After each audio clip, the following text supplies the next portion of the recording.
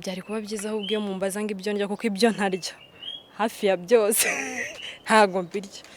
Iyo amaze rero gupostinga urumva niba yatiye amacupa akifotoza siyaraye nta n'amafaranga runaka yari afite yo kubigura. And I'm like, guys, niba uba na Slay Queen hari ikintu nigeze kumva, niba uba dushishuye ibintu tubikuye mu gihugu kimwe tukabizana hano mu Rwanda twabitereye byose uko byakabaye. Ni Meddy wagafashe cyangwa ni Otayi? I don't know. Umupapa se abari onkre we, umupapa umugirira impuhwe nako kagena bari iki kurewe. Bivuze ko bagira ibindi bintu bakorana bitabera mu ruhame byanze bikunze icyo kintu wacyumva. Ndakuze di kumbe nibyo mwavugaga. Do rero ngiye kubivuga uko mbizi. Slay Queen kugeza amagingo ya sinzi igisobanuro cyayo. Uwiteka Mana igira neza, turagushimiye kubw'iki kigisho cyiza duhawe na Kirere. Byo yavuze ahari ni wowe umushoboje kandi niba ari kubona bikwiriye bibe mu izina rya Yesu. Amen. Amen.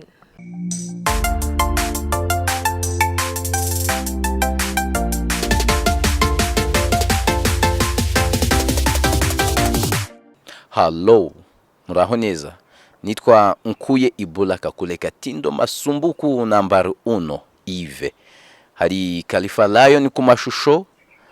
Uyu munsi turi kumwe n'umukobwa mwiza cyane. Mpora nibaza igituma atarajya muri Miss Rwanda kuko nibwira ka benshi yabahirika, ndabeshya se buriya nawe yabibonye ko ari byo. Yitwa Mbazende Claire, muramuzi cyane kuri TBT ahakora ibiganiro byiza cyane. Bitekire Ni byiza Yves. Mbona zutishimye. Shanga iki kintu cyakindanga mpora nishimye. Nago njya mpfa kubabara. Utajya ubabara.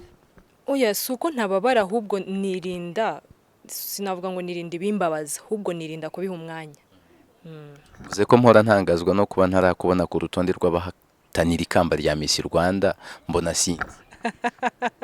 Usibye dukuyeho kuba dushaje hari imyaka runaka bagenderaho, ariko ntago ari ibintu nakuze numva nakirukankira. Ariko ubwiza bwa rubizi ko bufite bwatumujyamo. Ntago nzi ubwiza bagenderaho. Twese rega turemwe mu ishusho y'Imana. Izo mpamvu kuba uremye mu ishusho y'Imana bituma wumva uri mwiza. Oya bituma numva ko najya muri Miss Rwanda. Ntumimbire. Bikunze ariko umuntu uremye mu ishusho y'Imana bari na mwiza Kirere. Cyane hari umuntu mwigeze gukoresha, hari ejo bundi n'ikindi kiganiro namubonyemo yitwa Liza, ntekereza ko mwamukoresheje. Hari ikintu yavuze ati kuba twese turemwe mu ishusho y'Imana nta mpamvu yo kubona mugenzi wawe ukabona ko ari mubi ukavuga uri aremwe ni mubi, ese ugendera kuki? Ubwo ubupinze na y'Imana yamuremye. Ubwo Kirere ubwo ari mwiza namwe mukaba muremye mu ishusho y'Imana, mwese muri beza. Ubwo ndemwe mu ishusho y'Imana. Hallelujah. Twagiye. Ubwo uremye mu ishusho y'Imana uri mwiza. Twese turi beza. Turi beza na Khalifa Lion arimo ndabona byamushimishije cyane. Kirere andi makuru? Nari ndaho meze neza dukuyeho kino kibazo cy'icyorezo kitatworoheye, ariko mu bundi buzima busanzwe nari meze neza.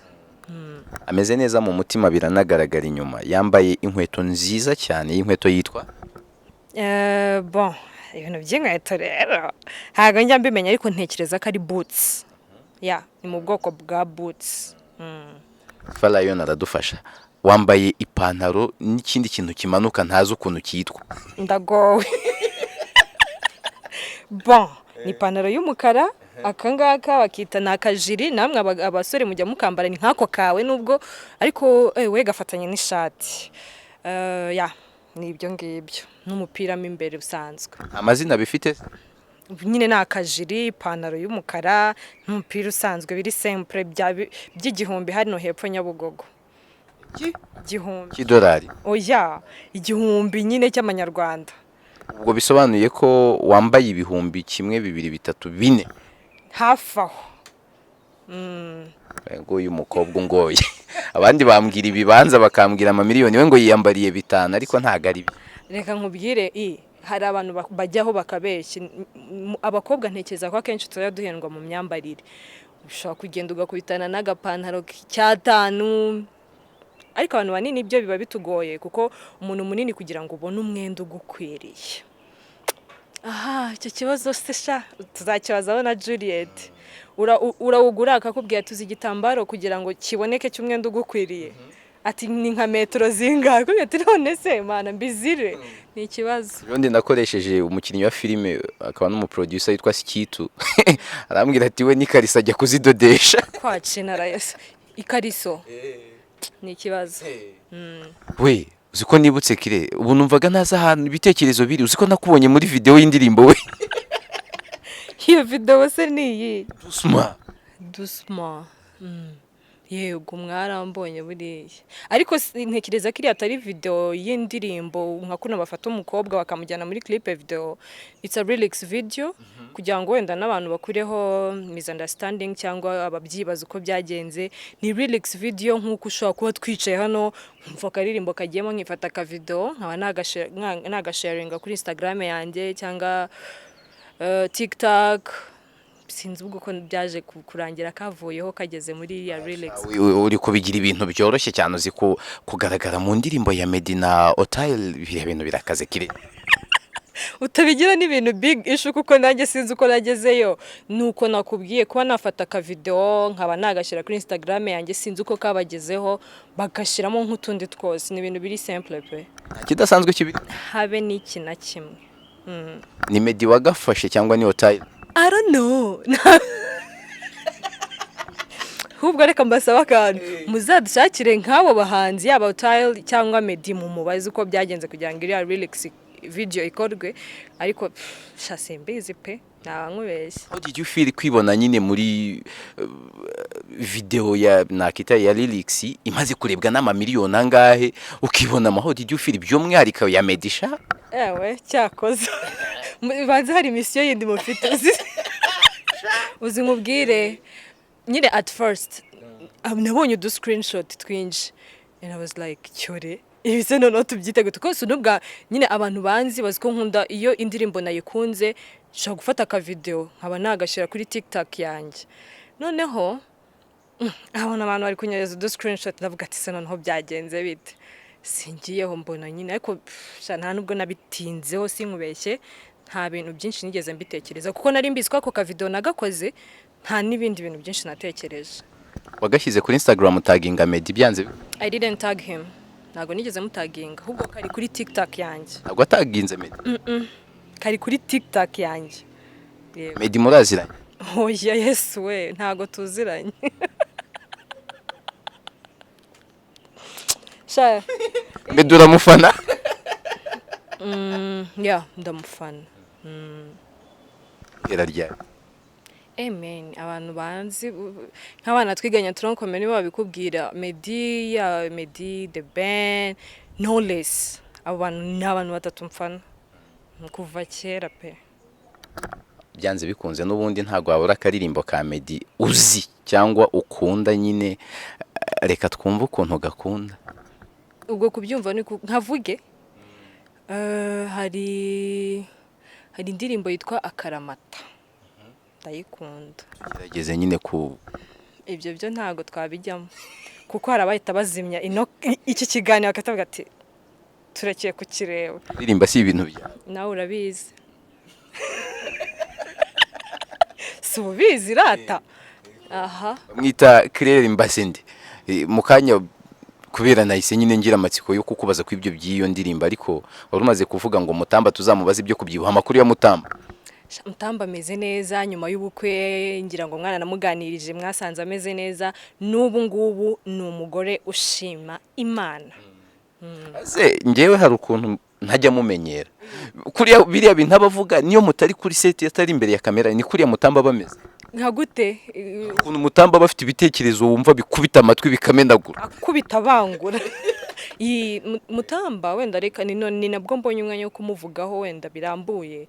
Mutamba nyine ni umuntu ugira ibitekerezo ntekereza ko ubaye uri umuntu ushaka ka kugira inama ntago nashidikanya kumukoherereza ngo akugira inama. Ni umuntu ufite ibitekerezo byubaka ariko yarakaye turagusuhuje yarakaye mu yandi magambo ati arakara nabi nka gaze ibyo ni ivu bivuze. Twigendere tuganire, nabonye kuri TBT mukunda kuganira ku ngingo zitandukanye, nanjye umunsi nirinze kubanza ibindi tutaganiriye ku ngingo zitandukanye. Abakobwa beza muri iyi minsi bameze nkawe, ashobora gusanga nta n'akazi afite cyangwa n'aka afite na aderese gusa, yifite ibindi bintu bitazwi cyangwa atabwira rubanda akora, aheraho yinjiza amafaranga. Ibyo bintu ubundi kuri wowe bitekerezaho iki? Bon, wenda nubwo utabinsobanuriye neza, byari kuba byiza umbwiye ati nk'ibindi bintu ku ruhande akora bimwinjiriza amafaranga bitari akazi, nkahera ko menya, kuko ushobora no gusanga ibyo bintu akora ahubwo ari akazi kuri we. Tujye mu imbere ubundi dusase inzobe. Hari ukuntu usanga nk'abakobwa tubari, niwe ntanziho urugero, hatagira uza gutekereza nabi ngo atekereze ko mvuze Kirere, banyakubahwa mwihangane, ugasanga Kirere abizindukira kuri TBT gukora ibiganiro. Wenda ibyo biganiro nta n'ibintu byinshi abyinjizamo, ariko Kirere ejo ukabona afite imodoka ya miliyoni 20, ejo ukabona Kirere yambara imyenda ya miliyoni 3, enye bitari no ya 3-5 wambaye uyu munsi. Ugasanga nk'ayo mafaranga afite undi mupapa uri mariye uri hariya uyamuha, nabo bakagira indi mishinga bakorana itabera mu ruhame. Ibyo bintu ubitekerezaho iki? Uwo mupapa se aba ari nka papa we, uwo mupapa se aba ari onkre we, uwo mupapa umugirira impuhwe bene ako kagena aba ari iki kuri we? Bivuze ko bagira ibindi bintu bakorana bitabera mu ruhame, byanze bikunze icyo kintu wacyumva. Ndakuze di, kumbe nibyo mwavugaga. Well, reka mbivuge nkanjye Kirere, wenda ntibaze kuntera amabuye, yaba ababikora cyangwa se n'abari budukurikire, burya buri muntu afite uko yumva ibintu. Ikintu kimwe cyo ntekereza, ibintu byose ubikoze wabanje gushishoza. Niba tuvuga uwo mupapa afite undi mugore ku ruhande, nanjye ndaza kwivuga nditangaho urugero. Kirere nkaba urumva mba nciye inyuma wa mugore we, whatever ikintu cyo cyo cyose yampa, ntabwo ndi buzano mbishyigikira ngo ni ibintu byiza kuba bakuramo amafaranga akagura imodoka, ntawe yanze, ariko ntekereza ko tujye dukora ikintu tureba ejo hazaza hacu hameze gute. Kenshi aba bakobwa ni wa muntu uba utekereza, hari ikintu njya nkunda kuvuga, atekereza hano ku zuru, ntashaka kureba imbere yaho gatoya. Abavuga uyu munsi mbayeho neza, uyu munsi ndambara neza, ndavugwa muri showbiz, ningiye mukobwa ugezweho muri Kigali. Fine, nyuma y'imyaka 5 se sheri uraburi hehe? Nyuma y'imyaka 5 ntekereza ko akenshi aba bakobwa batajya bahatekereza, bavuge ngo uyu munsi mbayeho neza, ariko we never know 5 years ndabandi hehe, ntawe bakikwibuka. Bivuze mbona mu maso harahinduye. Nanarira, kuko akenshi ku bantu banzi iyo bigeze ku gitsina gore cyangwa ku mukobwa, shaka kubivuga nkanarira. Kubera iki?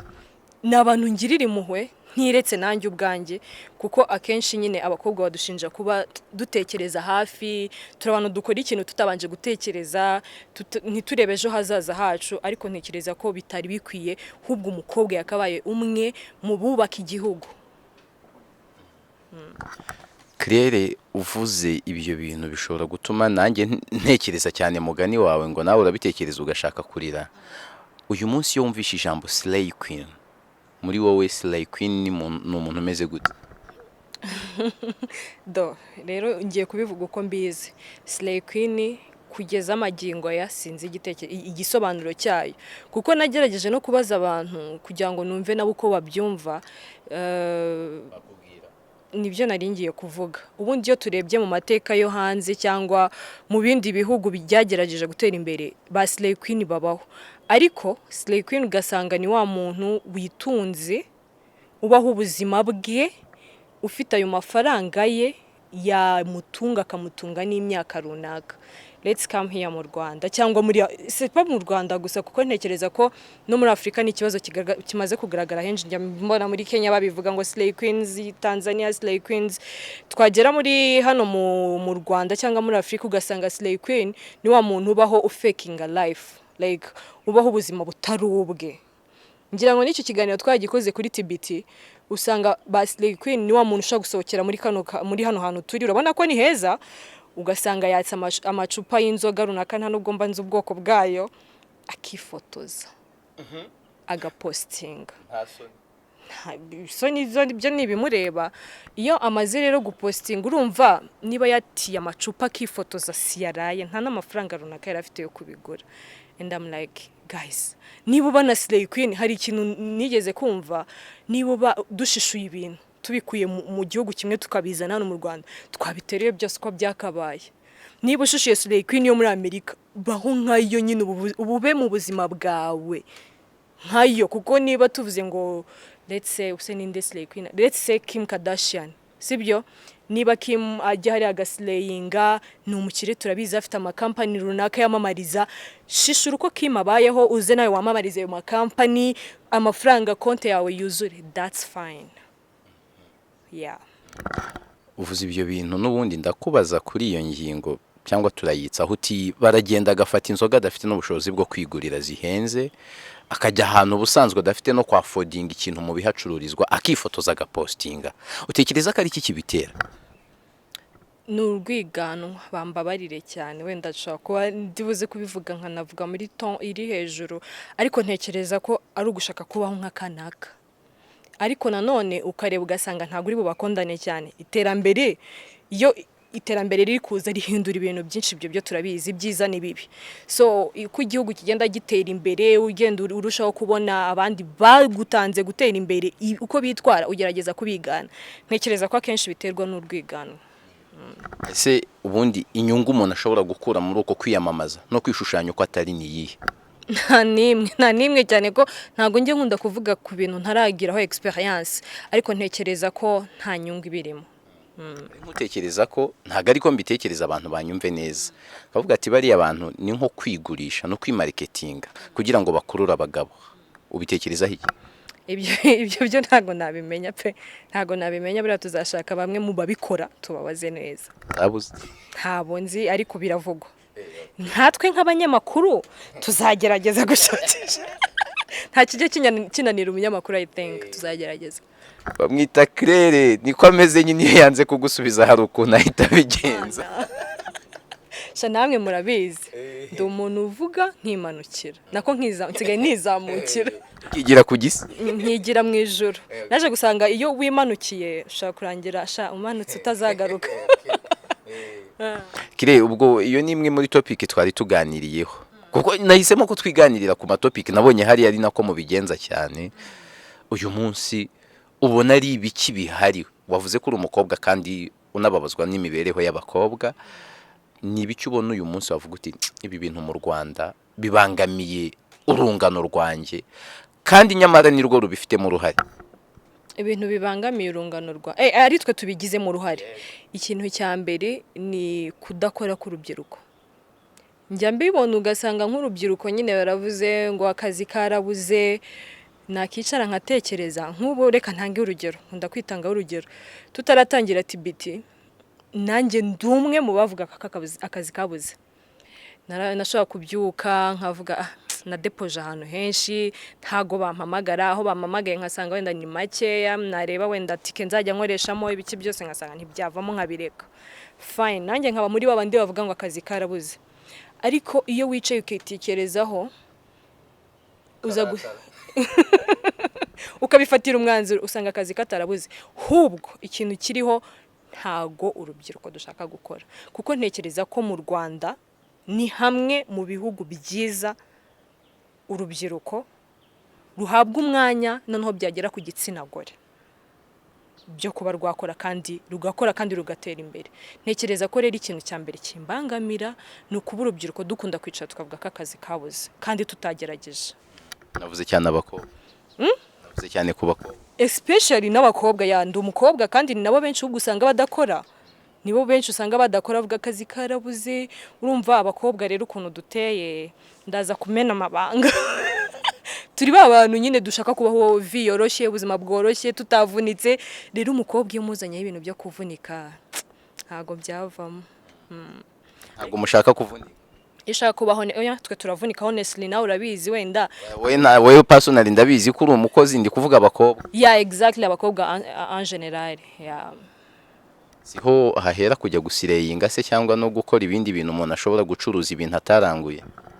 ibyo binataranguye se sha babiherewe ku buntu oya ibyo sindi bize kubivuga ariko byose niho bisha bishira of course niba udashaka gukora kandi niba watubwiye ko baba papa baza bakabahera kubu bakabaha batavunitse ariko se bira ntago baba bavunitse na ntabwo mbizi ahubwo biba bimeze I don't know ko ntarabigerageza ntabwo mbizi nakubwira sha nanjye mbizi naba narakubwiye pe nagucira ku mayange uti icyo nicyo kintu kimbabaza ku rungano cyangwa ku bakobwa hari indi mico ihari usanga umuntu n'umukobwa muto aranywa byeri cyane nibwira ko n'uburenganzira bw'umuntu wese ufite imyaka y'ubukure kunywa ariko mu ndangagaciro z'abanyarwanda n'abanyarwandakazi cyitwa kwiyubaha no kwiyubahisha n'ibintu tudakunze gutandukana nabyo hajya usanga umuntu she's proud yo kwicara imbere y'amacupa maremare n'amatabi menshi imbere ibyo bintu jya ubibona ubitekerezaho iki nabyo kubibona sasa rero bongeye kubivuga gutya abantu zumva ngo ngo uba wigize umwere sijuwe ikintu ngiye kubivugaho visave amaso ku maso sindabibona kuko izo nzoga sinzinywa ngo mvuge ngo ndaza guhura n'abazinywa iyo tabi yo sindinywa ngo nabwo ndaza guhura n'abarinywa ariko ndabizi ko bibaho nshobora kuba mfite inshuti wenda babimbwira ko bibaho cyangwa bahura nabyo hoya ababikora bo ntabo uri kumva rero icyo ndibuze kubivugaho cyo kuba wanywa waniguriye rwose mutanyumva nabi ntacyo bitwaye ariko burya za nzoga zigeze gutuma utiyubaha nk'uko wari ubimbajije cyangwa ngo wiyubahishe imbere y'abantu icyo cyo nicyo kibazo wa mugani mu ndangagaciro z'umunyarwanda ndetse n'umunyarwandakazi harimo kwiyubaha ukaniyubahisha imbere y'abakubona riri inzoga zigeze kugutamaza itabi rigeze kugutamaza ntekereza ko atari ibintu nashishikariza urubyiruko topic ahari bisa nk'ingingo zo kuganiraho dusa nkaho nateguye duke cyane reka twiganirire kuri kirere noneho ni mu ntoki aha kirere rero ni mu ntoki disi mwe mudukurikiye kirere ni mu ntoki buriya rero kugira ngo umuntu yimenye biragora pastor ariko ntawe nzi kuva kera ariko uraza kumbwira abantu badukurikiye pastor aranze Yves kirere ni umukobwa nkora kuri TBT Rwanda YouTube channel mukore subscribe nkaba ndabivuze ndizamukiye ikindi hari ukuntu nyine abantu bambona bitandukanye n'uwondi we bikanansetsa urinde bakubona gute reka tuvuge ukuri hari ukuntu nshaka kukubona we Yves nkahita mvuga ati sha Yves agira amahane ntaranakuvugisha sibibaho rero hari abantu bambona kuko ntago ndi umuntu udakunda kuvuga cyane nawe uraza kubitubwira rero iyo nkiyo cecetse ntavuga umuntu ashaka kuvuga ati uyu mukobwa arasuzugura bitandukanye na Claire ntago ndi kwivuga meza bambabarire n'amaburaza kuyivuga ntago mbizi biraza sinzi iki kiganiro kiri bugane ariko ku bantu wenda tumenyeranye ntago ndi umuntu usuzugura ikindi ndi friendly nyine nkunda ku making friends ikindi nkunda Imana ndasenga nsenga ku cyumweru ndi umukristo sha banza rebya ngibyo kirere akunda gusohoka nta ngibyo ibintu ntanaza gusohoka wapi pe banza ndi umuturage hari nk'abacuti banjye bagiye bambwira secret sindajya muri night club kuva navuka sindanywa ku nzoga uri kumva abantu bakavuga shamana none nk'inshuti ubufite zikabimana uri umuturage nanjye rero ubanza ndi umuturage bazadufasha batubwire proud yo kuba umuturage kandi cyane ndi umuturarwanda ndi umuturage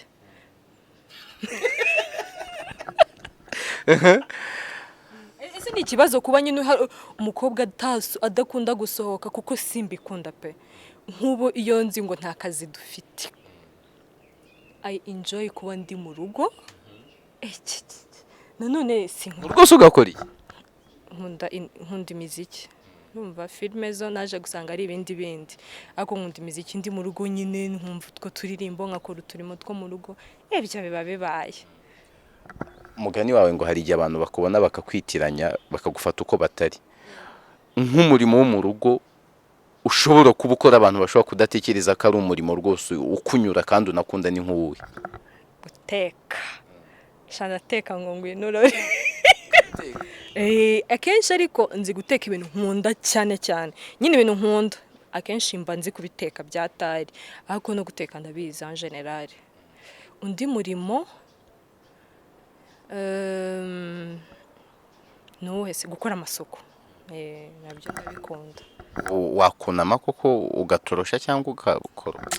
Ariko se nanjye akubwira ngo wazansuye byari kuva muri comment n'ibindi ariko naza. Ariko se bitwaye iki? Uzaze urebe. Sangahe z'ijoro? Munyumvire banyarwandakazi. Uzaze saa moya za mu gitondo. Icyo gihe mba nabyutse. Kare we. Saa 12 mba ndeba. Niyo ntava mu buriri ariko saa 12 mba ndeba, saa moya mba navuyemo kera. Ubwo bitumye mpitana nibaza igitondo cya kirere kiba gipanze gute? Okay. Iyo nkibyuka ndabyuka ngasenga, sinkubeshye mpita ndeba muri telefone. Namara kureba muri telefone nkabyuka nkibrusa, ariko biterwa ubundi n'umunsi mfite akazi. Wari kumbaza iyo mfite akazi niyo ntafite akazi? Nta kibazo bisubizo. Okay, iyo mfite akazi nyine ndabyuka ngasenga nkareba muri telefone, nkagenda nkakora douche nkibrusa, nkahita ngenda ku kazi, ntabwo njya mfata breakfast. Iyo ntafite akazi ni ukubyuka, ni byose ni bimwe usibye ko nyine wa mwanya wo kujya mu kazi ndabyuka nkakora amasuku, kuko ninjye mukuru uri bari mu rugo. Kumbe uri yanyu niwe mwana mukuru? Niko tubivuze. Semenya impamvu ya bya bindi. Mumeze mutese ahandi. Menya impamvu ya bya bindi. Ibihe Twabiganiriye. Okay, fine. Mfa kutampimbira. Abantu bakurikiye Zahabu Media, ngira ngo ubwo muhise mwumva impamvu ya bya bindi nyine. Imbere ya kirere umusore mwiza n'umusore umeze gute? Ambo utyo. Umusore mwiza rero imbere yanjye ni umusore wubaha Imana, sibyo? Ego. Sheweka. Nukuri pe, wenda sindi buze kuvuga ibintu byinshi ariko sinjya ntekereza no ku basore beza, ariko kenshi uwo umusore unyubaha agakunda ibyo nkora akanabimfashamo, epi agakunda Imana, shawo ngo tayari. Niwe wifuza cyangwa niwe ufite? Ese ufite iyihe mission? Ibyo tube tubiretse. Niwe wifuza cyangwa niwe ufite? Ibyo tubisimbuke. Next. Ntago ari njye ukiritse next, niwe uhikirikiye, reka twikomereze ngo ni ukwizamukira. Imbere ya kirere ibiryo bibishye ni ibiryo bimeze gute? Jesus Christ. Ubwo ibiryo bibishye ni ibiryo ntarya, kuko ibintu ndya ubundi ni nka bibiri ku isi. Ibiryo bibishye ubwo ni ibintu njya nkumva nyine inzoka yanjye nikorana nabyo. Ibyo utarya ni ibi?